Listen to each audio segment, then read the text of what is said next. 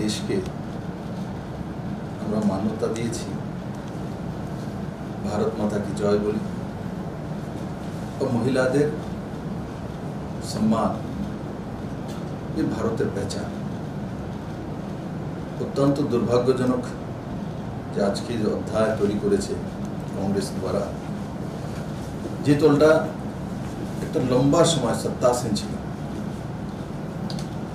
और सत्तासीन থাকার পেছনে সবচেয়ে বড় যে বিষয়টা ছিল মহিলা, দলিত ও জনজাতিদের সাপোর্ট। আজ সেই কংগ্রেস ভারতবর্ষের যে প্রধান অ্যাডমিনিস্ট্রেটিভ মর্যাদার ব্যক্তিত্ব মহামহিম রাষ্ট্রপতি, উনি একজন মহিলা, जनजाति समाज থেকে अंतिम वर्ग থেকে আসেন। আর দেশের সবচেয়ে বড় পঞ্চায়েত লোকসভা, সেখানে কংগ্রেসের leader of house Adhir Ranjan Chowdhury এভাবে রাষ্ট্রপতি ভবনের বাইরে বসে কটূক্তি করা, তারপর লোকসভাতে বহস করা, এটা অত্যন্ত লজ্জাস্কর, নিন্দনীয়।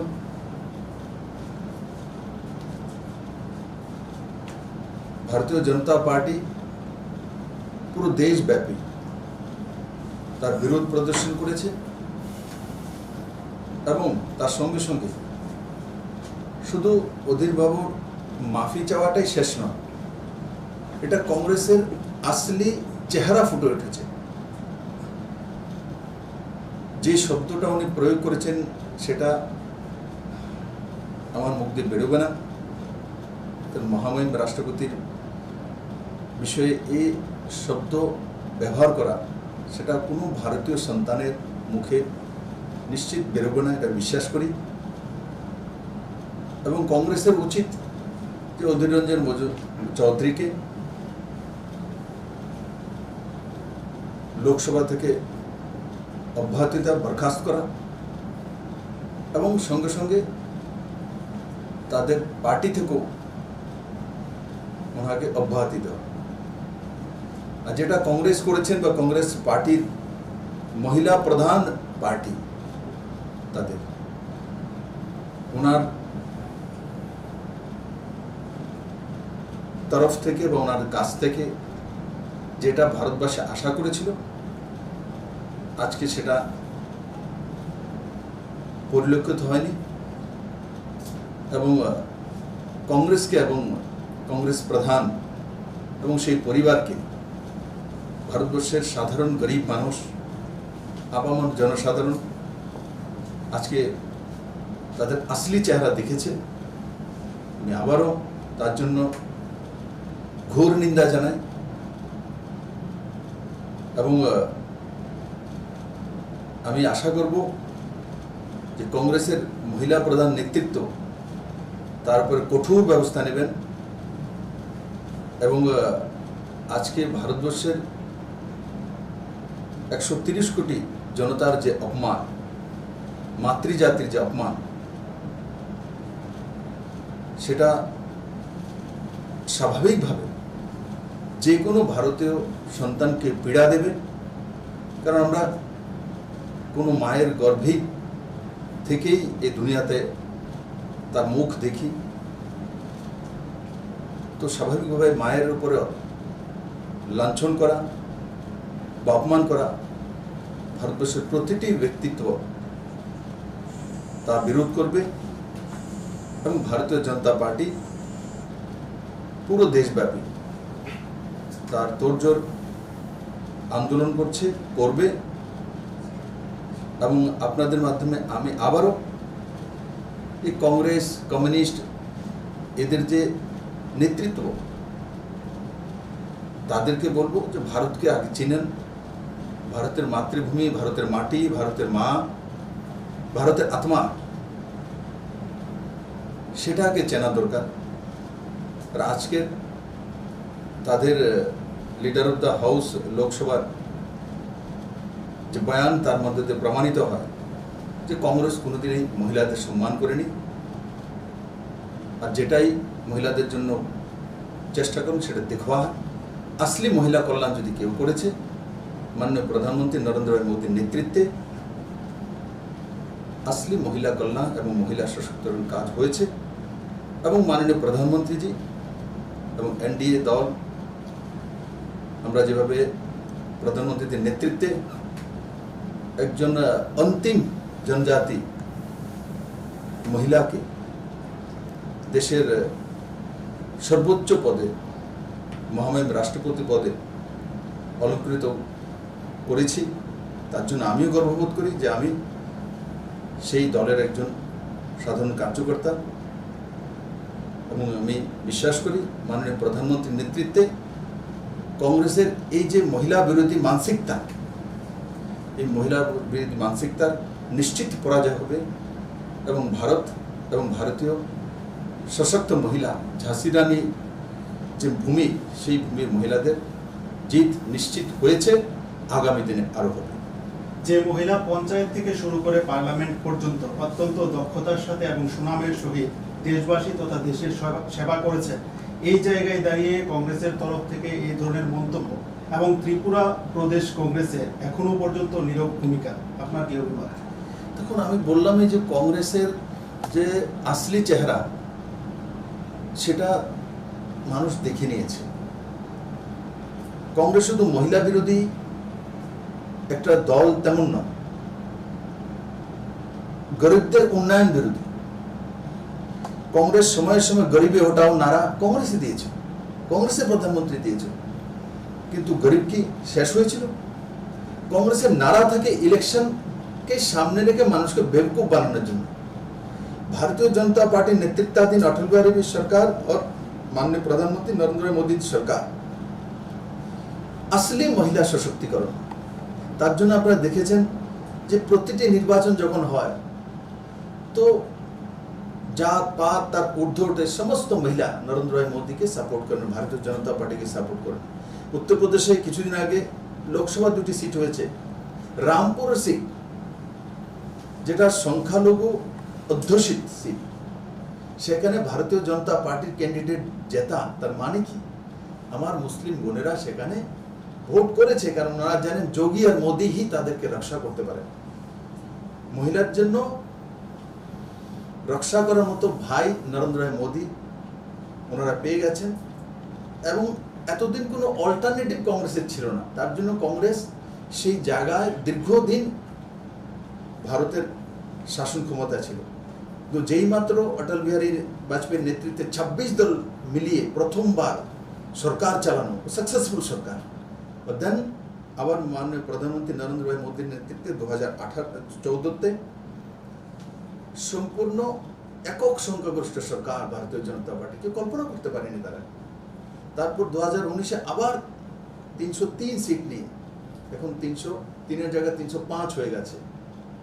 তো সেই জায়গায় আমি বিশ্বাস করি ভারতীয় মহিলারা একটা মায়ের জাতি, ওনারা বোঝেন যে রাজনীতি করার জন্য রাজনীতি কারা করেন, ভোট ব্যাংকের জন্য কারা রাজনীতি করেন, কারা সংখ্যালঘু পলিটিক্স করেন, কারা মহিলা সশক্তিকরণ নামে পলিটিক্স করেন, আর কারা আসলিয়াতে মহিলা সশক্তিকরণের কাজ করেন। আমাদের ত্রিপুরা রাজ্যে পুরনো সরকার থাকতে মহিলা সশক্তিকরণের বিষয়ে এরা সবচেয়ে বেশি নারী সমিতির নামে বলি দিতেন। মাত্র 4000 4500 সেলফ হেল্প গ্রুপ ছিল মহিলাদের। আজকে ত্রিপুরাতে 36,000 সেলফ হেল্প গ্রুপ আছে, আরবানেতে আরও 4700 আছে, প্রায় 40,000-এর কাছাকাছি যে সেলফ হেল্প গ্রুপ, তার মধ্যে 3,25,000 মহিলা, 3,25,000। তো আসলে যে মহিলা সশক্তিকরণের কাজ বিজেপি এবং বিজেপি সরকারগুলো করে, সেগুলো আমাদের ত্রিপুরা রাজ্য প্রমাণিত রয়েছে। এখানেও 33% রিজার্ভেশন মহিলাদের জন্য রয়েছে। এবং আগে হোম ডিপার্টমেন্টের 10% ছিল। টিএসআর যখন রিক্রুটমেন্ট আমরা করেছি, প্রথমবার ত্রিপুরাতে রাইফেলম্যান হিসাবে ত্রিপুরা স্টেট রাইফেলে মহিলারা অংশগ্রহণ করেছেন এবং ডিউটি করছেন, সেটা মহিলা সশক্তিকরণের বড় উদাহরণ। আপনি কি কংগ্রেস দলকে সংস্কারবিহীন দল হিসেবে আখ্যায়িত করবেন এই ঘটনার প্রেক্ষাপটে? দেখুন, কংগ্রেসের বিষয়ে আমি সংস্কার কি আছে, এদের একটাই সংস্কার, পরিবার কে সালাম ঠোকা এক গান্ধী পরিবার এবং নামটা উদ্ধার করা, এরা নেহেরু পরিবারের গান্ধী না। কেউ বলে দিলে আমি বিপ্লব দেব বলে দিলাম আপনাকে, বলে আপনি চলেন দেব হ্যাঁ দেবো আর আপনি চলতে থাকবেন, আরে আমি ওই জায়গাতে যাব না। ঠিক আছে দিয়েছেন, এরা বেসিক্যালি নেহেরু পরিবার, নেহেরু খানদান। তারপরে নেহেরু খানদান নেই, ইন্দিরা গান্ধীর তো শাদী বিবাহ হয়েছে, তবুও নেহেরু খানদান চলছে। এটা আমারও বোন আছে, বিয়ে হয়ে গেছে, তো আর এখন তো আমাদের খানদান নেই। আমাদের যে পরম্পরাতে খানদান, তো আমার ছেলে মেয়ে আছে এরা, কিন্তু আমার বোনেরা যেখানে বিবাহ হয়ে গেছে ওই খানদানে চলে গেছেন। আমরা গোত্রতে বিশ্বাস করি। তো এগুলো কংগ্রেসের নকলিপন, ক্ষমতাসীন থাকার জন্য একটা নামকে ইউজ করা আর মানুষকে বেवकूफ বানানো, আর ওই ফ্যামিলিটাই সমস্ত কিন্তু রাজ পরিবার, বাকি সব আমরা প্রজা। কিন্তু আজকে ফ্যামিলিবাদ, বংশবাদ যেটা বলকে, সেটার সমাপ্তি হয়েছে মাননীয় প্রধানমন্ত্রীর নেতৃত্বে। এবং আমি আশা করি আগামী দিনে আমাদের মতো ছোট ছোট কার্যকর্তা যদি মুখ্যমন্ত্রীর পদে পর্যন্ত পৌঁছে যেতে পারে, তো অন্যান্য জায়গাতে আজকে সে বিজেপির মাধ্যমে অন্যান্য দলগুলিতে আমি দেখেছি, মহারাষ্ট্রে কিছুদিন আগে পতন হয়েছে বংশবাদে, তো সেটা সার্বিকভাবে লক্ষণীয় যে মাননীয় প্রধানমন্ত্রী যে দিশাটা চাইছেন, অন্তিম ব্যক্তি এসে সরকারের ভাগিদারি হওয়া, ও সেই দিশাতে ভারতবর্ষের রাজনীতি এবং আমাদের সিস্টেম এবং মানুষের মানসিকতা তার পরিবর্তন হয়েছে। কেন্দ্রীয় মন্ত্রী স্মৃতি ইরানির কন্যাকে নিয়েও ইতিমধ্যেই কংগ্রেস ঘৃণ্য রাজনীতি শুরু করেছে, তো সেটা নিয়ে আপনার কি অভিমত রয়েছে? দেখুন, কংগ্রেসকে ঘৃণ্য রাজনীতি, যদি মহামহিম রাষ্ট্রপতি একজন মহিলা মানে জনজাতি সমাজ থেকে আছেন, কত কষ্ট করে উনি ওখানে উঠেছেন, একবার পড়লে চোখের জল চলে আসে। এত মানে সাধারণ মানসিকতা, সরলতা ওনারা, আমাদের ত্রিপুরাতে ছিলাম, আমি যখন দেখা করে দেখি ইতনা সরলতা। আমাকে কি বলছে, আমি দেখা করেছি, विप्लव दादा त्रिपुरा में बहुत जनजाति है, बस उनको प्यार चाहिए, थोड़ा सा हम लोगों को प्यार चाहिए और कुछ नहीं चाहिए। एक राष्ट्रपति बोले हम लोगों से प्यार चाहिए और कुछ नहीं चाहिए, आप लोग प्यार देना, बोले हम कोशिश करते हैं। तो इतना सरल मानसिकता একজন মহিলা রাষ্ট্রপতি প্রথমবার, এবং জনজাতি সমাজ থেকে আসেন, তার যদি কংগ্রেস অপব্যাখ্যা করতে পারে, এইসব বিশেষণ ইউজ করতে পারে, স্মৃতিজিৎ আমার বোন, স্বাভাবিকভাবে যেটা হয়েছে তার জন্য আমি মর্মাহত। কিন্তু আমি আমার বোনকে চিনি, ও ঝাঁসি রানী লক্ষ্মীবাই, ও মোকাবেলা করতে জানে। হাউসকেও দেখিয়ে দিয়েছে কংগ্রেসের আসলি চেহারা। স্মৃতি ইরানি আজকে লোকসভাতে সবার সামনে তুলে ধরেছে, এবং আগামী দিন কংগ্রেসের তার জবাব দিতে হবে। ত্রিপুরাতেও কংগ্রেস এবং অন্যান্য যে দলগুলো তাদের বিরুদ্ধে অভিযোগ ওঠে জনজাতিদের নিয়ে রাজনীতি করা, এই জায়গায় দাঁড়িয়ে অধীর রঞ্জন চৌধুরীর এই বক্তব্যের প্রেক্ষাপটে ত্রিপুরা প্রদেশ কংগ্রেস এখনো নীরব, আপনি কি বলবেন? নীরবই তো থাকবে, তারা সরব কখন হয়? সিপিএম আর কংগ্রেস মিলে সরব হয়, একলা সরব হতেই পারে না কংগ্রেস। কিছুদিন আগে বাই ইলেকশন ত্রিপুরাতে হয়েছে, সেখানেও আমি দেখেছি যে সিপিএম আর কংগ্রেস মিলে সরব হয়েছে, একলা তো আর সরব হতে পারে না। কিন্তু আগামী দিনে ত্রিপুরা মানুষ প্রমাণিত করবে, আর নরেন্দ্র মোদীর নেতৃত্বে যে সরকার কাজ করেছে তার পরিসংখ্যানে মানুষের নির্ণয় নেবে, এবং তাদের নীরব থাকাই ত্রিপুরার জন্য কল্যাণ। সরব হলে তো এক বংশবাদের কথা বলবে আর এক বংশের কথা বলবে, বাইরে তাদের কাছে কিছু নেই, বলার অধিকার নেই। শুধু ওই বংশের চাটুকারিতা করা, ওই বংশের যে প্রধান মহিলা আছেন ওনার ছেলে মেয়ে, মেয়ের নাতি পোতা, এর বাইরে পার্টি নেই, এর বাইরে এরা সব প্রজা, আর ওটা হচ্ছে রাজ পরিবার।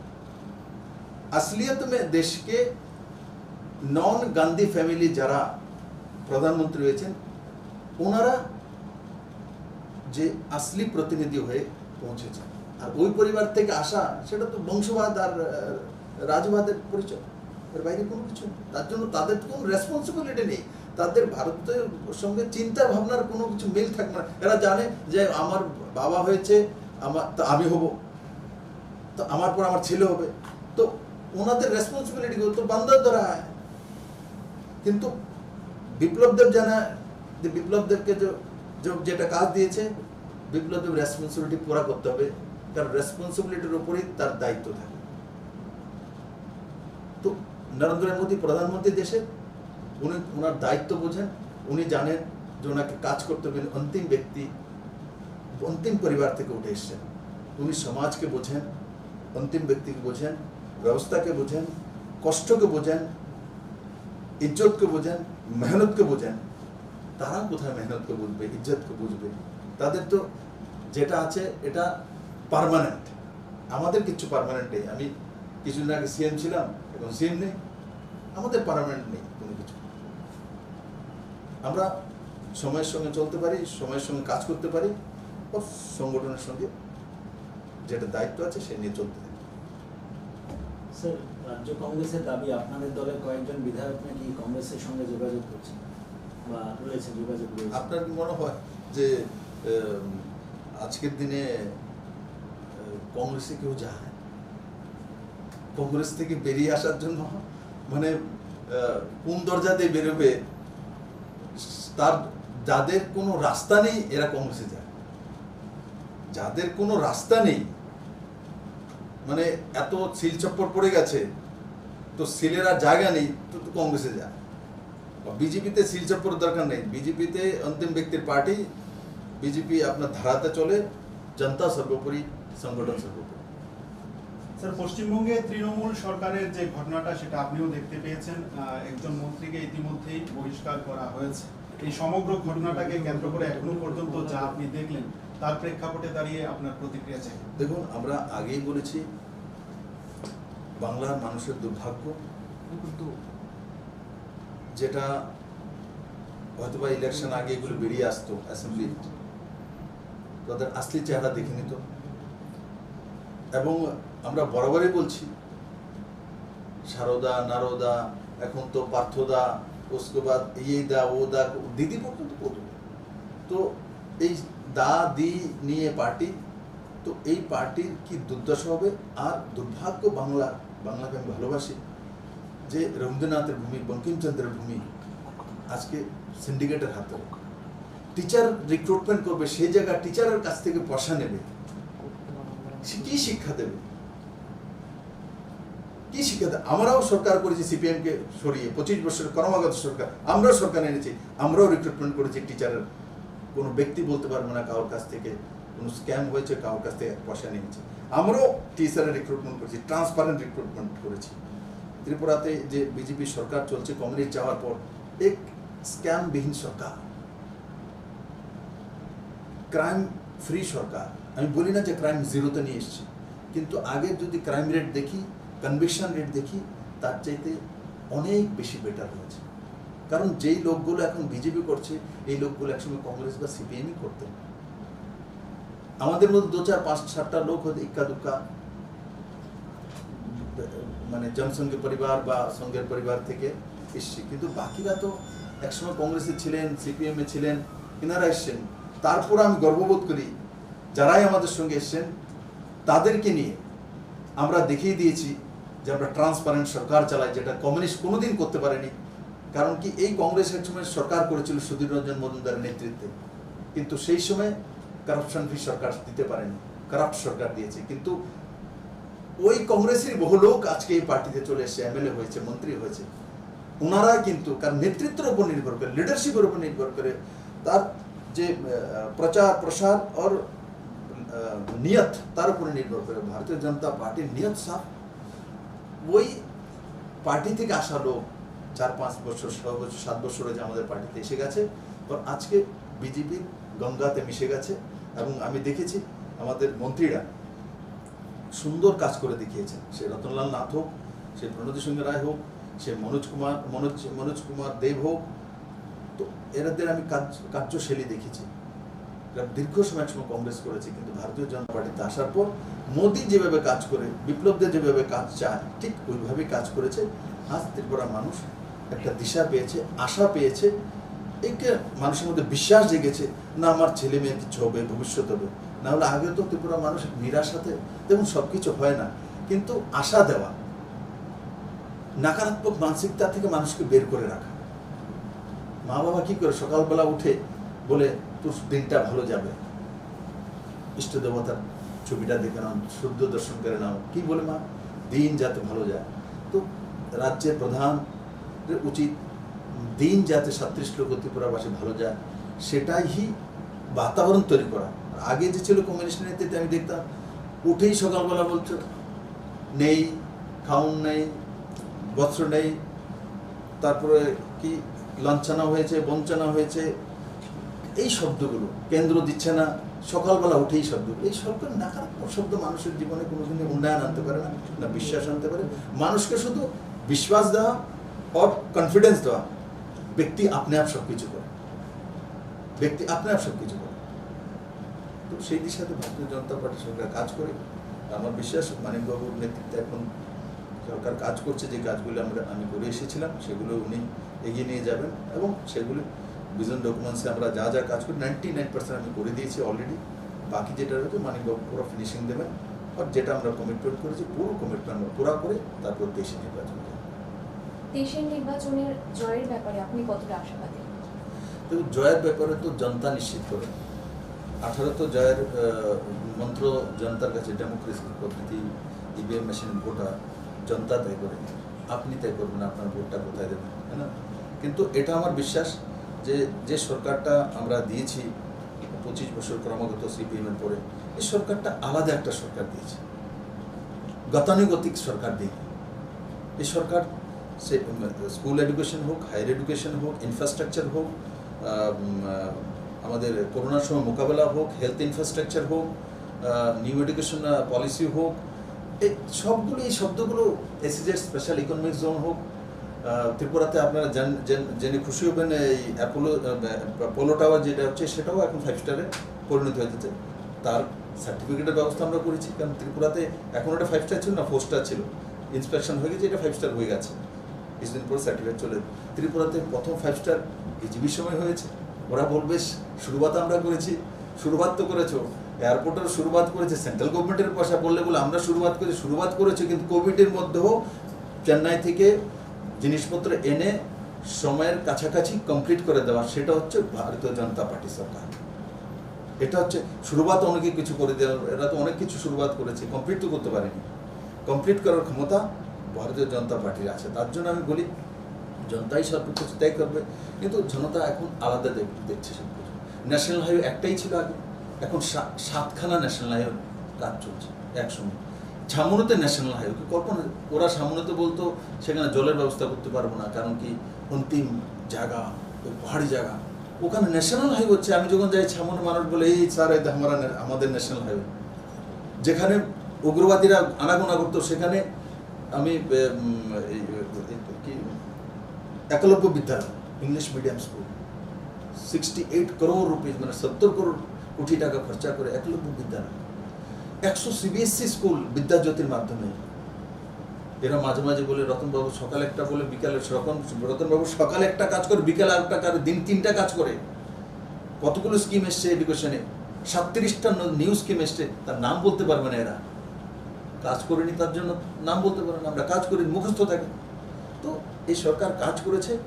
আজকে ত্রিপুরাতে কোনো ব্যক্তি বলতে পারে, মনরেগার যত জব কার্ড আছে তাদের কাছে কাজ রয়েছে। একসময় 36 ডেজ ম্যান্ডেজ হতো, আর আজকের দিনে 76 অ্যাভারেজ ম্যান্ডেজ হয়। আর 5 কিলো করে চাও 25 লাখ লোকের ফ্রি, নরেন্দ্র মোদীর প্রতি ব্যক্তি ফ্রিতে 5 কিলো চাও লাও দিচ্ছে। তারপর বিপিএল অন্তোদয়ের 2 টাকার চাউল তো আছে এডিশনাল। আজকে গরিবরা চাউল বিক্রি করে শাড়ি কেনে, খুশি চাউল বিক্রি করে হয়তো বাসনপত্র কেনে, আর আগে বাসন বিক্রি করে চাউল কিনতো তো এই রাজ্যের মধ্যে কমিউনিস্টের সময়। তো আপনারা জিজ্ঞাসা করেন, তার জন্য বলেছি, না হলে বলার দরকার নেই। কাজ বলে রাস্তাঘাট, বিজলি, পানি, ঘর জল, এগুলো কথা বলে মানুষ এগুলো জানে। এবার উপনির্বাচনে দেখেছেন যুবরাজনগরের রেজাল্ট, তারপরে সুরমার রেজাল্ট, বর্দোয়ালি টাউন অঞ্চলের রেজাল্ট। একটা বলবেন স্যার এটা কীভাবে চলে গেল, এগুলো কেন চলে গেল, এটা 23-এ জবাব পাবে। কীভাবে আসতে হয় সেটা আমরা জানি, কীভাবে সেই সিট আসতে হয় এটাও জানি। 23 মে জিতাকে দেখা, প্রধান বিরোধী দল কে থাকবে আপনাদের জন্য?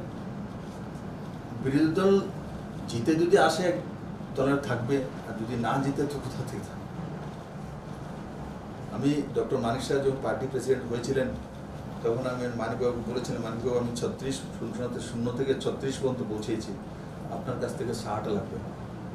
উনি সিএম হওয়ার পর আমাকে বলেছেন যে আপনি তো আমাকে বলেছিলেন 60 সিট এনে দিতে হবে, এখন তো আপনি আমাকেই আপনারা বানিয়ে দিয়েছেন, এখন তো আমি দুই দিকে দায়িত্ব। আমি তো আচ্ছা না, 60 সিট এনে দিন আমাকে। বলেছি 36 পর্যন্ত উঠেছি, 60 লাগবে, আর আমার বিশ্বাস মানিকবাবু সেটা করতে পারবে। স্যার 23-এ কি বিজেপি জোটে যাওয়ার ইচ্ছা নাকি একলা চরণনীতি? আরেকটা হচ্ছে স্যার, কর্মচারীদের বকেয়া ডিএটা এখনো নিয়ে আলোচনা হচ্ছে, তো বর্তমান মুখ্যমন্ত্রীর সঙ্গে কি আপনার এই বিষয়ে কোনো কথাবার্তা হয়েছে বা বলবেন? দেখুন, বাজেটের সময় আমরা যাই প্রবধান রেখেছি, সময় সেটা সামনে আসবে। আর যেটা কোয়ালিশনের বিষয়, ভারতীয় জনতা পার্টি একক সংখ্যাগরিষ্ঠ সরকার এখনো আছে, 36 সিট আমাদের কাছে রয়েছে। আমাদের আইপিএফটি বন্ধুরা আমাদের সঙ্গে রয়েছেন। আমরা কোনোদিনই আমাদের অ্যালায়েন্স পার্টনারকে অবহেলা করি না, এটা ভারতীয় জনতা পার্টির ইতিহাস রয়েছে। আমাদেরকে ছেড়ে যদি কেউ চলে যায়, আমরা চেষ্টা করি তারপর রাখার জন্য। আমরা আপনারা দেখেছেন আকালি দলের সঙ্গে আমরা চেষ্টা করেছি, শিবসেনার সঙ্গে চেষ্টার আমাদের কোনো ত্রুটি ছিল না। আমরা নিজেদের দরকার হলে কিছু জলাঞ্জলি দিয়ে আমরা চেষ্টা করি যে বন্ধুকে বাঁচিয়ে রাখার জন্য। এডিসিতে আমরা দেখেছেন আমরা বড় দল হয়ে আমরা 12টা সিটে লড়ি, 18টা সিট এদেরকে দিয়ে দিয়েছি। তো যাই হোক, রেজাল্ট যাই হয়েছে হয়েছে। তো আমরা যে জানতাম না কি হবে রেজাল্ট, এমন তো না, কিন্তু আমরা শরিকি ধর্ম নিভাতে জানি। এখন আমাদের যে মূল লক্ষ্য ভারতীয় জনতা পার্টি ও সংগঠনকে শক্তিশালী করা, নরেন্দ্র ভাই মোদীর কাজকে মানুষের কাছে যেটা আমরা পৌঁছেছি সেই বিষয়ে মানুষকে অবগত করানো ও তার প্রচার প্রসার করা, এটাই আমাদের এখন মূল মন্ত্র। আগে গিয়ে কার সঙ্গে অ্যালায়েন্স হবে কার সঙ্গে হবে না, এটা কেন্দ্রীয় নেতৃত্ব থাকবে। অধীর চৌধুরী এই ধরনের মন্তব্য করার পরেও ক্ষমা চাইতে নারাজ, এই বিষয়টি নিয়ে আপনি কি মন্তব্য করবেন? দেখুন, আমি আপনার তাদের মধ্যে না সংস্কার আছে, না ভারতবর্ষের মাটির প্রতি প্রেম মানসিকতা আছে। তো যেভাবে যে মানসিকতায় তৈরি হয়, ওই পার্টির লক্ষ্য কি, এটা পরিবার বেসিস পার্টি। আপনি দেখুন ওই পরিবারকে চুরি করেছে, আরো লেগেছে, তার জন্য ইডি ডাকছে, তার জন্য আন্দোলন করে, তার জন্য রাস্তায় বসে গেছে সব কেন্দ্রে। কারণ ওই পরিবারকে কিছু জিজ্ঞাসা, ওই পরিবার চুরি করলো মাফ করতে হবে। ওই পরিবার ডাকাতি করলে বলবে না ডাকাতি করেনি, এরা তো ব্যাংক তৈরি করেছে। ওই পরিবারের জন্য চুরি মাফ, ডাকাতি মাফ, জোচ্চুরি মাফ, বাটপারি মাফ। বিপ্লব দেব যদি কাউর থেকে 1 টাকা চায় তো চুরি করেছে, কিন্তু ওনারা করলে চুরি করেনি, ওনারা দেখবে দান দিয়েছে। তো এই যে মানসিকতা, এরা অন্য গ্রহে থাকে, আমরা আরেক গ্রহে থাকি।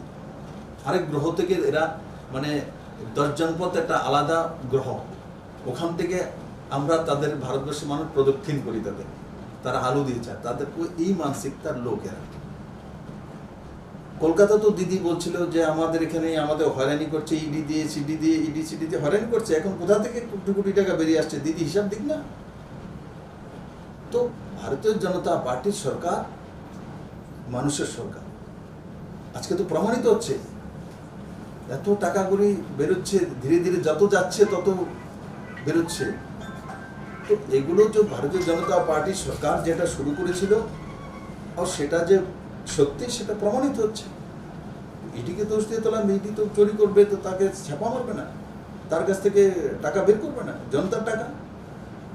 আপনি শিক্ষক নিয়োগ করবেন, তার জন্য কোটি কোটি টাকা আপনি নিয়ে শিক্ষক নিয়োগ করবেন, এই শিক্ষা কি দাম দেবে শিক্ষা? তো যেটা নরেন্দ্র মোদীর নেতৃত্বে সরকার চলছে সেটা জনতার সরকার। বাংলার দুর্ভাগ্য, যেভাবে ওরা চলে এসেছিল, আজকে ভারতীয় জনতা পার্টির সরকার হতো, বাংলা অনেকটা এগিয়ে যেত। আর নিশ্চিত আমার ভরসা আছে বাংলার মানুষের উপর। দের হয়েছে কিন্তু বাংলা নিশ্চিত নরেন্দ্র মোদীর নেতৃত্বে কাজ করার সুযোগ পায়। মাতৃবন্ধনা, বঙ্কিমচন্দ্র বন্দে মাতরম, মাতা রূপে দেশকে আমরা মান্যতা দিয়েছি, ভারত মাতা কি জয় বলি, মহিলাদের সম্মান এই ভারতের পেহচান। অত্যন্ত দুর্ভাগ্যজনক যে আজকে যে অধ্যায় তৈরি করেছে কংগ্রেস দ্বারা, যে দলটা একটা লম্বা সময় সত্তাসীন ছিল, সত্তাসীন থাকার পেছনে সবচেয়ে বড় যে বিষয়টা ছিল মহিলা, দলিত ও জনজাতিদের সাপোর্ট। আজ সেই কংগ্রেস ভারতবর্ষের যে প্রধান অ্যাডমিনিস্ট্রেটিভ মর্যাদার ব্যক্তিত্ব মহামহিম রাষ্ট্রপতি, উনি একজন মহিলা, জনজাতি সমাজ থেকে, অন্তিম বর্গ থেকে আসেন। আর দেশের সবচেয়ে বড় পঞ্চায়েত লোকসভা, সেখানে কংগ্রেসের leader of house Adhir Ranjan Chowdhury এভাবে রাষ্ট্রপতি ভবনের বাইরে বসে কটূক্তি করা, তারপর লোকসভাতে বহস করা, এটা অত্যন্ত লজ্জাস্কর, নিন্দনীয়।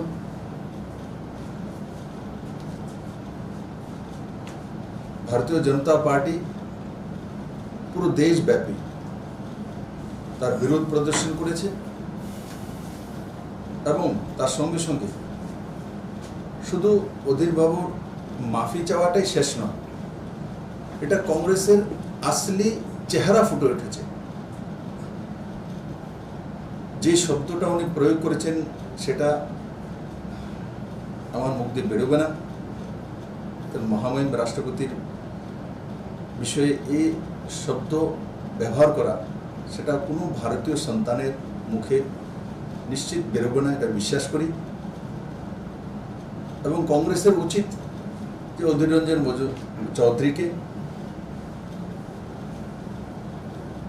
লোকসভা থেকে অব্যাহতিতা বরখাস্ত করা এবং সঙ্গে সঙ্গে তাদের পার্টি থেকেও ওনাকে অব্যাহতি দেওয়া।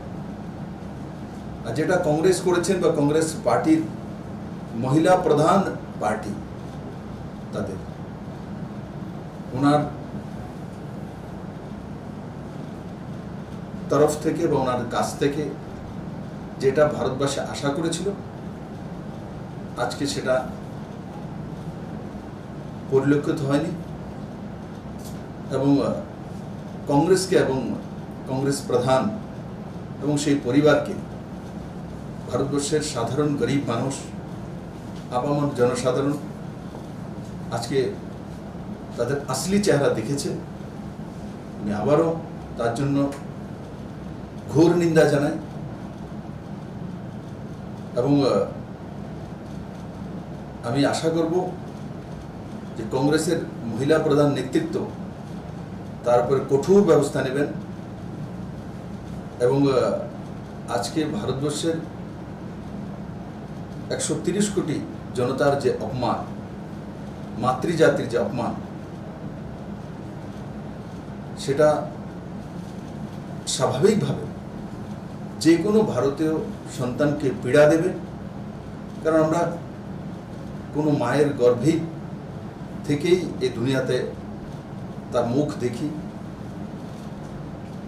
তো স্বাভাবিকভাবে মায়ের উপরে লাঞ্ছন করা বা অপমান করা ভারতবর্ষের প্রতিটি ব্যক্তিত্ব তা বিরোধ করবে এবং ভারতীয় জনতা পার্টি পুরো দেশব্যাপী তার তোড়জোড় আন্দোলন করবে এবং আপনাদের মাধ্যমে আমি আবারও এই কংগ্রেস, কমিউনিস্ট এদের যে নেতৃত্ব, তাদেরকে বলবো যে ভারতকে আগে চিনেন, ভারতের মাতৃভূমি, ভারতের মাটি, ভারতের মা, ভারতের আত্মা, সেটাকে চেনা দরকার। আর আজকের তাদের লিডার অফ দ্য হাউস লোকসভার যে বয়ান, তার মধ্যে যে প্রমাণিত হয় যে কংগ্রেস কোনোদিনই মহিলাদের সম্মান করেনি, আর যেটাই মহিলাদের জন্য চেষ্টা করুন সেটা দেখোয়া। আসলি মহিলা কল্যাণ যদি কেউ করেছে, মাননীয় প্রধানমন্ত্রী নরেন্দ্র ভাই মোদীর নেতৃত্বে আসলি মহিলা কল্যাণ এবং মহিলা সশক্তিকরণ কাজ হয়েছে। এবং মাননীয় প্রধানমন্ত্রীজি এবং এনডিএ দল, আমরা যেভাবে প্রধানমন্ত্রীদের নেতৃত্বে একজন অন্তিম জনজাতি মহিলাকে দেশের সর্বোচ্চ পদে মহামহিম রাষ্ট্রপতি পদে অলঙ্কৃত করেছি, তার জন্য আমিও গর্ববোধ করি যে আমি সেই দলের একজন সাধারণ কার্যকর্তা। এবং আমি বিশ্বাস করি মাননীয় প্রধানমন্ত্রীর নেতৃত্বে কংগ্রেসের এই যে মহিলা বিরোধী মানসিকতা, এই মহিলা বিরোধী মানসিকতার নিশ্চিত পরাজয় হবে এবং ভারত এবং ভারতীয় সশক্ত মহিলা ঝাঁসি রানী যে ভূমি, সেই ভূমির মহিলাদের জিত নিশ্চিত হয়েছে, আগামী দিনে আরও হবে। যে মহিলা পঞ্চায়েত থেকে শুরু করে পার্লামেন্ট পর্যন্ত অত্যন্ত দক্ষতার সাথে এবং সুনামের সহিত দেশবাসী তথা দেশের সেবা করেছে, এই জায়গায় দাঁড়িয়ে কংগ্রেসের তরফ থেকে এই ধরনের মন্তব্য এবং ত্রিপুরা প্রদেশ কংগ্রেসের এখনো পর্যন্ত নীরব ভূমিকা, আপনার কি অভিমত? দেখুন, আমি বললামই যে কংগ্রেসের যে আসলি চেহারা সেটা মানুষ দেখে নিয়েছে। কংগ্রেস শুধু মহিলা বিরোধী একটা দল তেমন নয়, গরিবদের উন্নয়ন বিরোধী। কংগ্রেস সময়ের সময় গরিবী হটাও নারা কংগ্রেসে দিয়েছে, কংগ্রেসের প্রধানমন্ত্রী দিয়েছে, কিন্তু গরিব কি শেষ হয়েছিল? কংগ্রেসের নারা থাকে ইলেকশনকে সামনে রেখে মানুষকে বেवकूफ বানানোর জন্য। भारतीय जनता पार्टी नेतृत्वाधीन अटल बिहारी सरकार और माननीय प्रधानमंत्री नरेंद्र मोदी सरकार असली महिला सशक्तिकरण, তার জন্য আপনারা দেখেছেন যে প্রতিটি নির্বাচন যখন হয় তো জাত পাত তার ঊর্ধ্বে উঠে সমস্ত মহিলা নরেন্দ্র ভাই মোদীকে সাপোর্ট করেন, ভারতীয় জনতা পার্টিকে সাপোর্ট করেন।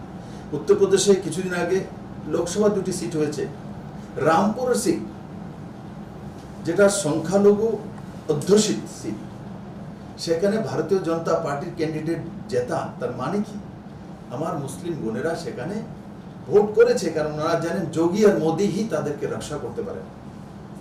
মহিলার জন্য রক্ষা করার মতো ভাই নরেন্দ্র ভাই মোদী ওনারা পেয়ে গেছেন।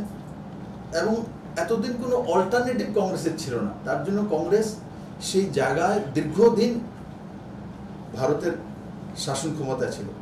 তো যেই মাত্র অটল বিহারী বাজপেয়ীর নেতৃত্বে 26 দল মিলিয়ে প্রথমবার সরকার চালানো, সাকসেসফুল সরকার, দেন আবার মাননীয় প্রধানমন্ত্রী নরেন্দ্র ভাই মোদীর নেতৃত্বে 2014-তে সম্পূর্ণ একক সংখ্যাগরিষ্ঠ সরকার ভারতীয় জনতা পার্টিকে কল্পনা করতে পারেনি তারা। তারপর 2019-এ আবার 303 সিট নিয়ে এখন 303-এর জায়গায় 305 হয়ে গেছে।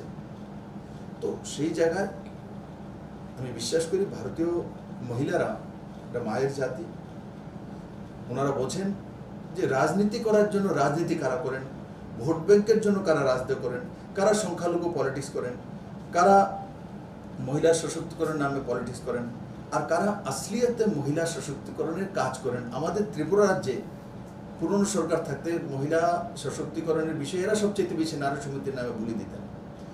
মাত্র 4000 4500 সেলফ হেল্প গ্রুপ ছিল মহিলাদের। আজকে ত্রিপুরাতে 36,000 সেলফ হেল্প গ্রুপ আছে, আরবানেতে আরও 4700 আছে, প্রায় 40,000-এর কাছাকাছি যে সেলফ হেল্প গ্রুপ, তার মধ্যে 3,25,000 মহিলা, 3,25,000। তো আসলে যে মহিলা সচেতনের কাজ বিজেপি এবং বিজেপি সরকারগুলো করে, সেগুলো আমাদের ত্রিপুরা রাজ্য প্রমাণিত রয়েছে। এখানেও 33% রিজার্ভেশন মহিলাদের জন্য রয়েছে। এবং আগে হোম ডিপার্টমেন্টের 10% ছিল। টিএসআর যখন রিক্রুটমেন্ট আমরা করেছি, প্রথমবার ত্রিপুরাতে রাইফেলম্যান হিসাবে ত্রিপুরা স্টেট রাইফেলে মহিলারা অংশগ্রহণ করেছেন এবং ডিউটি করছেন, সেটা মহিলা সশক্তিকরণের বড় উদাহরণ।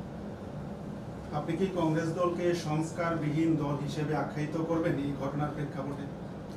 দেখুন, কংগ্রেসের বিষয়ে আমি সংস্কার কি আছে, এদের একটাই সংস্কার, পরিবারকে সেলাম ঠোকা, এক গান্ধী পরিবার, এবং নামটা উদ্ধার করা, এরা নেহেরু পরিবারের গান্ধী না।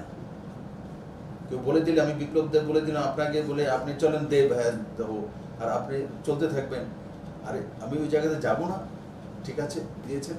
এরা বেসিক্যালি নেহেরু পরিবার, নেহেরু খানদান। তারপরে নেহেরু খানদান নেই, ইন্দিরা গান্ধীর তো শাদী বিবাহ হয়েছে, তবুও নেহেরু খানদান চলছে। এটা আমারও বোন আছে, বিয়ে হয়ে গেছে, তো আর এখন তো আমাদের খানদান নেই। আমাদের যে পরম্পরাতে খানদান, তো আমার ছেলে মেয়ে আছে এরা, কিন্তু আমার বোনেরা যেখানে বিবাহ হয়ে গেছে ওই খানদানে চলে গেছেন। আমরা গোত্রতে বিশ্বাস করি। তো এগুলো কংগ্রেসের নকলিপন, ক্ষমতাসীন থাকার জন্য একটা নামকে ইউজ করা আর মানুষকে বেवकूफ বানানো, আর ওই ফ্যামিলিটাই সমস্ত কিন্তু রাজ পরিবার, বাকি সব আমরা প্রজা। কিন্তু আজকে ফ্যামিলিবাদ, বংশবাদ যেটা বলকে, সেটার সমাপ্তি হয়েছে মাননীয় প্রধানমন্ত্রীর নেতৃত্বে।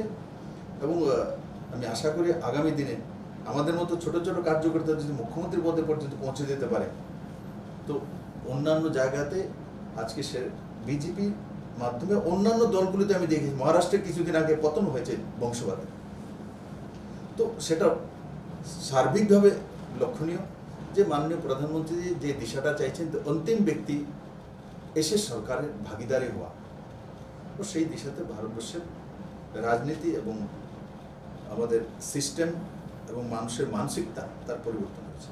কেন্দ্রীয় মন্ত্রী স্মৃতি ইরানির কন্যাকে নিয়েও ইতিমধ্যেই কংগ্রেস ঘৃণ্য রাজনীতি শুরু করেছে, তো সেটা নিয়ে আপনার কি অভিমত রয়েছে? দেখুন, কংগ্রেসকে ঘৃণ্য রাজনীতি, যদি মহামহিম রাষ্ট্রপতি একজন মহিলা মানে জনজাতি সমাজ থেকে আছেন, কত কষ্ট করে উনি ওখানে উঠেছেন, একবার পড়লে চোখের জল চলে আসে। এত মানে সাধারণ মানসিকতা, সরলতা ওনারা, আমাদের ত্রিপুরাতে ছিল, আমি যখন দেখা করে দেখি ইতনা সরলতা। আমাকে কি বলছে, আমি দেখা করেছি, विप्लव दादा त्रिपुरा में बहुत जनजाति है, बस उनको प्यार चाहिए, थोड़ा सा हम लोगों को प्यार चाहिए और कुछ नहीं चाहिए। एक राष्ट्रपति बोले हम लोगों से प्यार चाहिए और कुछ नहीं चाहिए, आप लोग प्यार देना, बोले हम कोशिश करते हैं। तो इतना सरल मानसिकता একজন মহিলা রাষ্ট্রপতি, প্রথমবার এবং জনজাতি সমাজ থেকে আসেন, তার যদি কংগ্রেস অপব্যাখ্যা করতে পারে, এইসব বিশেষণ ইউজ করতে পারে, স্মৃতিজি তো আমার বোন, স্বাভাবিকভাবে যেটা হয়েছে তার জন্য আমি মর্মাহত। কিন্তু আমি আমার বোনকে চিনি, ও ঝাঁসি রানী লক্ষ্মীবাই, ও মোকাবেলা করতে জানে। হাউসকেও দেখিয়ে দিয়েছে কংগ্রেসের আসলি চেহারা। স্মৃতি ইরানি আজকে লোকসভাতে সবার সামনে তুলে ধরেছে, এবং আগামী দিন কংগ্রেসের তার জবাব দিতে হবে। ত্রিপুরাতেও কংগ্রেস এবং অন্যান্য যে দলগুলো তাদের বিরুদ্ধে অভিযোগ ওঠে জনজাতিদের নিয়ে রাজনীতি করা, এই জায়গায় দাঁড়িয়ে অধীর রঞ্জন চৌধুরীর এই বক্তব্যের প্রেক্ষাপটে ত্রিপুরা প্রদেশ কংগ্রেস এখনো নীরব, আপনি কি বলবেন? নীরবিত থাকবে, তারা সরব কখন হয়? সিপিএম আর কংগ্রেস মিলে সরব হয়, একলা সরব হতেই পারে না কংগ্রেস। কিছুদিন আগে বাই ইলেকশন ত্রিপুরাতে হয়েছে, সেখানেও আমি দেখেছি সিপিএম আর কংগ্রেস মিলে সরব হয়েছে, একলা তো আর সরব হতে পারে না। কিন্তু আগামী দিনে ত্রিপুরা মানুষ প্রমাণিত করবে, আর নরেন্দ্র মোদীর নেতৃত্বে যে সরকার কাজ করেছে তার পরিসংখ্যানে মানুষের নির্ণয় নেবে, এবং তাদের নীরব থাকাই ত্রিপুরার জন্য কল্যাণ। সরব হলে তো এক বংশবাদের কথা বলবে আর এক বংশের কথা বলবে, বাইরে তাদের কাছে কিছু নেই, বলার অধিকার নেই। শুধু ওই বংশের চাটুকারিতা করা, ওই বংশের যে প্রধান মহিলা আছেন ওনার ছেলে মেয়ে, মেয়ের নাতি পোতা, এর বাইরে পার্টি নেই, এর বাইরে এরা সব প্রজা, আর ওটা হচ্ছে রাজ পরিবার। असलियत में देश के নন গান্ধী ফ্যামিলি যারা প্রধানমন্ত্রী হয়েছেন, ওনারা যে আসলি প্রতিনিধি হয়ে পৌঁছেছেন, আর ওই পরিবার থেকে আসা সেটা তো বংশবাদ আর রাজবাদের পরিচয়, এর বাইরে কোনো কিছু নেই। তার জন্য তাদের কোনো রেসপন্সিবিলিটি নেই, তাদের ভারতের সঙ্গে চিন্তা ভাবনার কোনো কিছু মিল থাকবে না। এরা জানে যে আমার বাবা হয়েছে, আমার তো আমি হব, তো আমার পর আমার ছেলে হবে, তো ওনাদের রেসপন্সিবিলিটি তো বান্দার ধরা হয়। কিন্তু বিপ্লব দেব জানা যে বিপ্লব দেবকে যেটা কাজ দিয়েছে, বিপ্লবের রেসপন্সিবিলিটি পুরা করতে হবে, কারণ রেসপন্সিবিলিটির উপরেই তার দায়িত্ব থাকে। তো নরেন্দ্র মোদী প্রধানমন্ত্রী দেশের, উনি ওনার দায়িত্ব বোঝেন, উনি জানেন যে ওনাকে কাজ করতে হবে। অন্তিম ব্যক্তি, অন্তিম পরিবার থেকে উঠে এসছেন, উনি সমাজকে বোঝেন, অন্তিম ব্যক্তিকে বোঝেন, ব্যবস্থাকে বোঝেন, কষ্টকে বোঝেন, ইজ্জতকে বোঝেন, মেহনতকে বোঝেন। তারা কোথায় মেহনতকে বুঝবে, ইজ্জতকে বুঝবে? তাদের তো যেটা আছে এটা পার্মানেন্ট, আমাদের কিছু পার্মানেন্ট নেই। আমি কিছুদিন আগে সিএম ছিলাম, এখন সিএম নেই, আমাদের পার্মানেন্ট নেই কোনো কিছু। আমরা সময়ের সঙ্গে চলতে পারি, সময়ের সঙ্গে কাজ করতে পারি, ও সংগঠনের সঙ্গে যেটা দায়িত্ব আছে সে নিয়ে চলতে থাকি। স্যার, রাজ্য কংগ্রেসের দাবি আপনাদের দলের কয়েকজন বিধায়ক নাকি কংগ্রেসের সঙ্গে যোগাযোগ করছেন বা রয়েছে, যোগাযোগ রয়েছে। আপনার কি মনে হয় যে আজকের দিনে কংগ্রেসে কেউ যায়?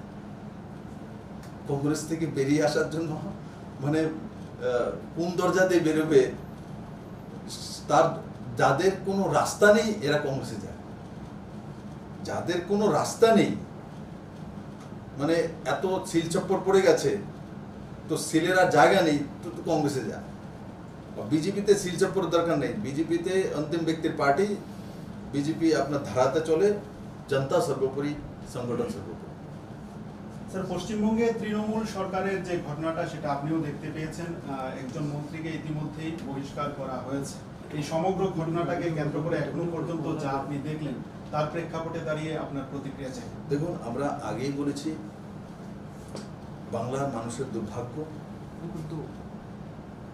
যেটা হয়তোবা ইলেকশন আগে এগুলো বেরিয়ে আসতো অ্যাসেম্বলি, তাদের আসলি চেহারা দেখে নিত। এবং আমরা বরাবরই বলছি, সারদা, নারদা, এখন তো পার্থদা, उसके बाद ये दा वो दा দিদি পর্যন্ত করবে। তো এই দা দি নিয়ে পার্টি, তো এই পার্টির কি দুর্দশা হবে। আর দুর্ভাগ্য বাংলাকে আমি ভালোবাসি যে রবীন্দ্রনাথের ভূমি, বঙ্কিমচন্দ্রের ভূমি আজকে সিন্ডিকেটের হাতে। টিচার রিক্রুটমেন্ট করবে, সেই জায়গা টিচারের কাছ থেকে পয়সা নেবে, সে কি শিক্ষা দেবে, কি শিক্ষা দেবে? আমরাও সরকার করেছি সিপিএম কে সরিয়ে, 25 বছরের ক্রমাগত সরকার, আমরাও সরকার এনেছি, আমরাও রিক্রুটমেন্ট করেছি টিচারের। কোনো ব্যক্তি বলতে পারবে না কারোর কাছ থেকে কোনো স্ক্যাম হয়েছে, কারোর কাছ থেকে পয়সা নিয়েছে। আমরাও টিচারের রিক্রুটমেন্ট করেছি, ট্রান্সপারেন্ট রিক্রুটমেন্ট করেছি। ত্রিপুরাতে যে বিজেপি সরকার চলছে, কমিউনিস্ট যাওয়ার পর এক স্ক্যামবিহীন সরকার, ক্রাইম ফ্রি সরকার। আমি বলি না যে ক্রাইম জিরোতে নিয়ে এসছি, কিন্তু আগে যদি ক্রাইম রেট দেখি, কনভিকশন রেট দেখি, তার চাইতে অনেক বেশি বেটার হয়েছে। কারণ যেই লোকগুলো এখন বিজেপি করছে, এই লোকগুলো একসময় কংগ্রেস বা সিপিএমই করতেন। আমাদের মধ্যে 2, 4, 5, 7টা লোক হয়তো ইক্কা দুক্কা মানে জনসংঘের পরিবার বা সংঘের পরিবার থেকে এসছে, কিন্তু বাকিরা তো একসময় কংগ্রেসে ছিলেন, সিপিএমে ছিলেন, এনারা এসছেন। তারপর আমি গর্ববোধ করি যারাই আমাদের সঙ্গে এসছেন তাদেরকে নিয়ে আমরা দেখিয়ে দিয়েছি যে আমরা ট্রান্সপারেন্ট সরকার চালাই, যেটা কমিউনিস্ট কোনোদিন করতে পারেনি। কারণ কি, এই কংগ্রেস এক সময় সরকার করেছিল সুধীর রঞ্জন মজুমদারের নেতৃত্বে, কিন্তু সেই সময় কারাপশন ফ্রি সরকার দিতে পারেনি, কারাপ্ট সরকার দিয়েছে। কিন্তু ওই কংগ্রেসের বহু লোক আজকে এই পার্টিতে চলে এসে এমএলএ হয়েছে, মন্ত্রী হয়েছে। ওনারা কিন্তু কারণ নেতৃত্বের উপর নির্ভর করে, লিডারশিপের উপর নির্ভর করে, তার যে প্রচার প্রসার আর নিয়ত তার উপরে নির্ভর করে। ভারতীয় জনতা পার্টির নিয়ত সাফ। ওই পার্টি থেকে আসা লোক 4, 5 বছর, 6 বছর, 7 বছর যে আমাদের পার্টিতে এসে গেছে, আর আজকে বিজেপির গঙ্গাতে মিশে গেছে। এবং আমি দেখেছি আমাদের মন্ত্রীরা সুন্দর কাজ করে দেখিয়েছেন, সে রতনলাল নাথ হোক, সে প্রণতি সিংহ রায় হোক, সে মনোজ কুমার দেব হোক। তো এরাদের আমি কার্যশৈলী দেখেছি। দীর্ঘ সময় একসময় কংগ্রেস করেছে, কিন্তু ভারতীয় জনতা পার্টিতে আসার পর মোদী যেভাবে কাজ করে, বিপ্লবদের যেভাবে কাজ চায়, ঠিক ওইভাবে কাজ করেছে। আজ ত্রিপুরা মানুষ একটা দিশা পেয়েছে, আশা পেয়েছে, একে মানুষের মধ্যে বিশ্বাস জেগেছে, না আমার ছেলে মেয়ে কিছু হবে, ভবিষ্যৎ হবে।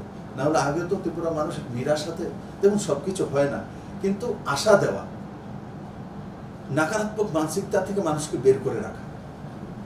মা বাবা কি করে সকালবেলা উঠে বলে তোর দিনটা ভালো যাবে, ইষ্ট দেবতার ছবিটা দেখে নাও, শুদ্ধ দর্শন করে নাও, কি বলে মা দিন যাতে ভালো যায়। তো রাজ্যের প্রধানের উচিত দিন যাতে 37 লক্ষ ত্রিপুরাবাসী ভালো যায় সেটাই বাতাবরণ তৈরি করা। আগে যে ছিল কমিউনিস্ট নেতৃত্বে আমি দেখতাম উঠেই সকালবেলা বলছো নেই, খাউন নেই, বস্ত্র নেই, তারপরে কি লাঞ্ছনা হয়েছে, বঞ্চনা হয়েছে, এই শব্দগুলো কেন্দ্র দিচ্ছে না, সকালবেলা উঠেই শব্দগুলো, এই সরকার নাকারাত্মক শব্দ মানুষের জীবনে কোনোদিনই উন্নয়ন আনতে পারে না, না বিশ্বাস আনতে পারে। মানুষকে শুধু বিশ্বাস দেওয়া আর কনফিডেন্স দেওয়া, ব্যক্তি আপনি আপ সব কিছু করে, ব্যক্তি আপনি আপ সব কিছু করে। তো সেই দিশাতে ভারতীয় জনতা পার্টি সরকার কাজ করে। আমার বিশ্বাস মানিকবাবুর নেতৃত্বে এখন সরকার কাজ করছে, যে কাজগুলো আমি করে এসেছিলাম সেগুলো উনি এগিয়ে নিয়ে যাবেন, এবং সেগুলো ভিজন ডকুমেন্টসে আমরা যা যা কাজ করি 99% আমি করে দিয়েছি অলরেডি। বাকি যেটা রয়েছে মানিকবাবু পুরো ফিনিশিং দেবেন, আর যেটা আমরা কমিটমেন্ট করেছি পুরো কমিটমেন্ট আমরা পুরা করে তারপর দেশে নির্বাচন করব। দেশের নির্বাচনের জয়ের ব্যাপারে আপনি কতটা আশাবাদী? তো জয়ের ব্যাপারে তো জনতা নিশ্চিত করে। 18 তো জয়ের মন্ত্র জনতার কাছে, ডেমোক্রেসি পদ্ধতি, ইভিএম মেশিন ভোটা জনতা তয় করে, আপনি তয় করবেন আপনার ভোটটা কোথায় দেবেন, তাই না? কিন্তু এটা আমার বিশ্বাস যে যে সরকারটা আমরা দিয়েছি 25 বছর ক্রমাগত সিপিএমের পরে, এই সরকারটা আলাদা একটা সরকার দিয়েছে, গতানুগতিক সরকার দিয়ে। এই সরকার সে স্কুল এডুকেশন হোক, হায়ার এডুকেশন হোক, ইনফ্রাস্ট্রাকচার হোক,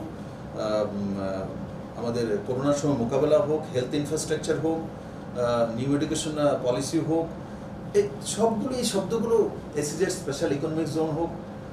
ত্রিপুরাতে আপনারা জেনে খুশি হবেন এই পোলো টাওয়ার যেটা হচ্ছে সেটাও এখন 5 স্টারে পরিণত হয়েছে। তার সার্টিফিকেটের ব্যবস্থা আমরা করেছি, কারণ ত্রিপুরাতে এখন ওটা 5 স্টার ছিল না, 4 স্টার ছিল, ইন্সপেকশন হয়ে গেছে, এটা 5 স্টার হয়ে গেছে, কিছুদিন পর সার্টিফিকেট চলে। ত্রিপুরাতে প্রথম 5 স্টার ইজিবির সময় হয়েছে। ওরা বলবে শুরুবাত আমরা করেছি, শুরুবাত তো করেছো, এয়ারপোর্টের শুরুবাত করেছে সেন্ট্রাল গভর্নমেন্টের পয়সা, বললে আমরা শুরুবাত করেছি, কিন্তু কোভিডের মধ্যেও চেন্নাই থেকে জিনিসপত্র এনে সময়ের কাছাকাছি কমপ্লিট করে দেওয়া, সেটা হচ্ছে ভারতীয় জনতা পার্টি সরকার। এটা হচ্ছে শুরুবাত, অনেকে কিছু করে দেওয়া, এরা তো অনেক কিছু শুরুবাত করেছে, কমপ্লিট তো করতে পারেনি। কমপ্লিট করার ক্ষমতা ভারতীয় জনতা পার্টির আছে। তার জন্য আমি বলি জনতাই সব কিছু তাই করবে, কিন্তু জনতা এখন আলাদা দেখছে সব কিছু। ন্যাশনাল হাইওয়ে একটাই ছিল আগে, এখন 7খানা ন্যাশনাল হাইওয়ে কাজ চলছে একসঙ্গে। ছামনুতে ন্যাশনাল হাইওয়ে কল্পনা, ওরা সামনেতে বলতো সেখানে জলের ব্যবস্থা করতে পারবো না, কারণ কি অন্তিম জায়গা, ওই পাহাড়ি জায়গা, ওখানে ন্যাশনাল হাইওয়ে হচ্ছে। আমি যখন যাই ছামনে, মানুষ বলে এই স্যার এই আমাদের ন্যাশনাল হাইওয়ে। যেখানে উগ্রবাদীরা আনাগোনা করতো সেখানে আমি কি একলব্য বিদ্যালয়, English medium school, 68 crore rupees, মানে 70 কোটি টাকা খরচা করে একলব্য বিদ্যালয়, 100 CBSE স্কুল বিদ্যাজ্যোতির মাধ্যমে। এরা মাঝে মাঝে বলে রতনবাবু সকালে একটা বলে বিকালে, রতনবাবু সকালে একটা কাজ করে, বিকালে আরেকটা কাজ, দিন 3টা কাজ করে। কতগুলো স্কিম এসছে এডুকেশনে, 37টা নিউ স্কিম এসছে, তার নাম বলতে পারবে না এরা, কাজ করেনি তার জন্য নাম বলতে পারে না। আমরা কাজ করি, মুখস্থ থাকে। তো এই সরকার কাজ করেছে। আজকে ত্রিপুরাতে কোনো ব্যক্তি বলতে পারে, মনরেগার যত জব কার্ড আছে তাদের কাছে কাজ রয়েছে। একসময় 36 ডেজ ম্যান্ডেজ হতো, আর আজকের দিনে 76 অ্যাভারেজ ম্যান্ডেজ হয়। আর 5 কিলো করে চাও 25 লাখ লোকের ফ্রি, নরেন্দ্র মোদীর প্রতি ব্যক্তি ফ্রিতে 5 কিলো চাও লাও দিচ্ছে। তারপর বিপিএল অন্তোদয়ের 2 টাকার চাউল তো আছে এডিশন। আজকে গরিবরা চাউল বিক্রি করে শাড়ি কেনে, খুশি চাউল বিক্রি করে হয়তো বাসনপত্র কেনে, আর আগে বাসন বিক্রি করে চাউল কিনতে হতো এই রাজ্যের মধ্যে কমিউনিস্টের সময়। তো আপনারা জিজ্ঞাসা করেন, তার জন্য বলেছি, না হলে বলার দরকার নেই। কাজ বলে রাস্তাঘাট, বিজলি, পানি, ঘর ঘর জল, এগুলো কথা বলে মানুষ, এগুলো জানে। এবার উপনির্বাচনে দেখেছেন যুবরাজনগরের রেজাল্ট, তারপরে সুরমার রেজাল্ট, বর্দোয়ালি টাউন অঞ্চলের রেজাল্ট। একটা বলবেন স্যার এটা কীভাবে চলে গেল, এগুলো কেন চলে গেল, এটা 23-এ জবাব পাবে। কীভাবে আসতে হয় সেটা আমরা জানি, কীভাবে সে সিট আসতে হয় এটাও জানি। 23 মে জিতাকে দেখা, প্রধান বিরোধী দল কে থাকবে আপনাদের জন্য? বিরোধী দল জিতে যদি আসে দলের থাকবে, আর যদি না জিতে তো কোথা থেকে থাকবে। আমি ডক্টর মানিক শাহ যখন পার্টি প্রেসিডেন্ট হয়েছিলেন তখন আমি মানিকবাবু বলেছিলেন, মানিকবাবু আমি 0 থেকে 36 পর্যন্ত পৌঁছেছি, আপনার কাছ থেকে 60 লাগবে। মানে সিএম হওয়ার পর আমাকে বলেছেন যে আপনি তো আমাকে বলেছিলেন 60 সিট এনে দিতে হবে, এখন তো আপনি আমাকেই আপনারা বানিয়ে দিয়েছেন, এখন তো আমি দুই দিকে দায়িত্ব। আমি তো আচ্ছা না, আর 60 সিট এনে দিন আমাকে। বলেছি 36 পর্যন্ত উঠেছি, 60 লাগবে, আর আমার বিশ্বাস মানিকবাবু সেটা করতে পারবে। স্যার 23-এ কি বিজেপি জোটে যাওয়ার ইচ্ছা নাকি একলা চলনীতি? আরেকটা হচ্ছে স্যার, কর্মচারীদের বকেয়া ডিএটা এখনো নিয়ে আলোচনা হচ্ছে, তো বর্তমান মুখ্যমন্ত্রীর সঙ্গে কি আপনার এই বিষয়ে কোনো কথাবার্তা হয়েছে বা বলবেন? দেখুন, বাজেটের সময় আমরা যাই প্রবধান রেখেছি, সময় সেটা সামনে আসবে। আর যেটা কোয়ালিশনের বিষয়, ভারতীয় জনতা পার্টি একক সংখ্যাগরিষ্ঠ সরকার এখনো আছে, 36 সিট আমাদের কাছে রয়েছে, আমাদের আইপিএফটি বন্ধুরা আমাদের সঙ্গে রয়েছেন। আমরা কোনোদিনই আমাদের অ্যালায়েন্স পার্টনারকে অবহেলা করি না, এটা ভারতীয় জনতা পার্টির ইতিহাস রয়েছে। আমাদেরকে ছেড়ে যদি কেউ চলে যায় আমরা চেষ্টা করি তারপর রাখার জন্য। আমরা আপনারা দেখেছেন আকালি দলের সঙ্গে আমরা চেষ্টা করেছি, শিবসেনার সঙ্গে চেষ্টার আমাদের কোনো ত্রুটি ছিল না। আমরা নিজেদের দরকার হলে কিছু জলাঞ্জলি দিয়ে আমরা চেষ্টা করি যে বন্ধুকে বাঁচিয়ে রাখার জন্য। এডিসিতে আমরা দেখেছেন আমরা বড় দল হয়ে আমরা 12টা সিটে লড়ি, 18টা সিট এদেরকে দিয়ে দিয়েছি। তো যাই হোক, রেজাল্ট যাই হয়েছে হয়েছে। তো আমরা যে জানতাম না কি হবে রেজাল্ট এমন তো না, কিন্তু আমরা শরিকি ধর্ম নিভাতে জানি। এখন আমাদের যে মূল লক্ষ্য ভারতীয় জনতা পার্টি ও সংগঠনকে শক্তিশালী করা, নরেন্দ্র ভাই মোদীর কাজকে মানুষের কাছে যেটা আমরা পৌঁছেছি সেই বিষয়ে মানুষকে অবগত করানো ও তার প্রচার প্রসার করা, এটাই আমাদের এখন মূল মন্ত্র। আগে গিয়ে কার সঙ্গে অ্যালায়েন্স হবে কার সঙ্গে হবে না, এটা কেন্দ্রীয় নেতৃত্ব থাকবে। অধীর চৌধুরী এই ধরনের মন্তব্য করার পরেও ক্ষমা চাইতে নারাজ, এই বিষয়টা নিয়ে আপনি কি মন্তব্য করবেন? দেখুন, আমি আপনার তাদের মধ্যে না সংস্কার আছে, না ভারতবর্ষের মাটির প্রতি প্রেম মানসিকতা আছে। তো যেভাবে যে মানসিকতায় তৈরি হয় ওই পার্টির লক্ষ্য কি, এটা পরিবার বেসিস পার্টি। আপনি দেখুন ওই পরিবারকে চুরি করেছে, আরোপ লেগেছে, তার জন্য ইডি ডাকছে, তার জন্য আন্দোলন করে, তার জন্য রাস্তায় বসে গেছে সব কেন, কারণ ওই পরিবারকে কিছু জিজ্ঞাসা, ওই পরিবার চুরি করলো মাফ করতে হবে। ওই পরিবার ডাকাতি করলে বলবে না ডাকাতি করে না, এরা তো ব্যাংক তৈরি করেছে। ওই পরিবারের জন্য চুরি মাফ, ডাকাতি মাফ, জোচ্চুরি মাফ, বাটপারি মাফ। বিপ্লব দেব যদি কাউর থেকে 1 টাকা চায় তো চুরি করেছে, কিন্তু ওনারা করলে চুরি করেনি, ওনারা দেখবে দান দিয়েছে। তো এই যে মানসিকতা, এরা অন্য গ্রহে থাকে, আমরা আরেক গ্রহে থাকি, আরেক গ্রহ থেকে এরা মানে 10 জনপথ একটা আলাদা গ্রহ, ওখান থেকে আমরা তাদের ভারতবর্ষের মানুষ প্রদক্ষিণ করি, তারা আলু দিয়ে চায়, তাদের এই মানসিকতার লোকেরা। কলকাতা তো দিদি বলছিল যে আমাদের এখানে আমাদের হয়রানি করছে, ইডি দিয়ে সিডি দিয়ে সিডি দিয়ে হয়রানি করছে, এখন কোথা থেকে কোটি কোটি টাকা বেরিয়ে আসছে, দিদি হিসাব দিক না। তো ভারতীয় জনতা পার্টির সরকার মানুষের সরকার, আজকে তো প্রমাণিত হচ্ছে, এত টাকাগুলি বেরোচ্ছে, ধীরে ধীরে যত যাচ্ছে তত বেরোচ্ছে। তো এগুলো যে ভারতীয় জনতা পার্টির সরকার যেটা শুরু করেছিল, আর সেটা যে সত্যি সেটা প্রমাণিত হচ্ছে।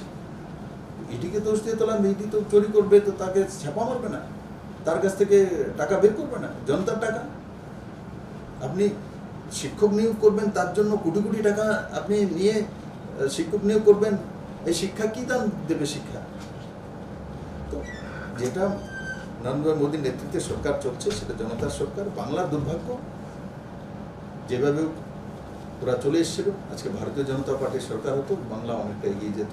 আর নিশ্চিত আমার ভরসা আছে বাংলার মানুষের উপর। দের হয়েছে কিন্তু বাংলা নিশ্চিত নরেন্দ্র মোদীর নেতৃত্বে কাজ করার সুযোগ পায়। Your dreams make you think better, bigger, and farther. Your dreams make you more human. I started here as a learner, and it is here I mentor new learners today. Tips has given me the leverage to dream big and break all barriers. Come join Tips to manifest your dreams.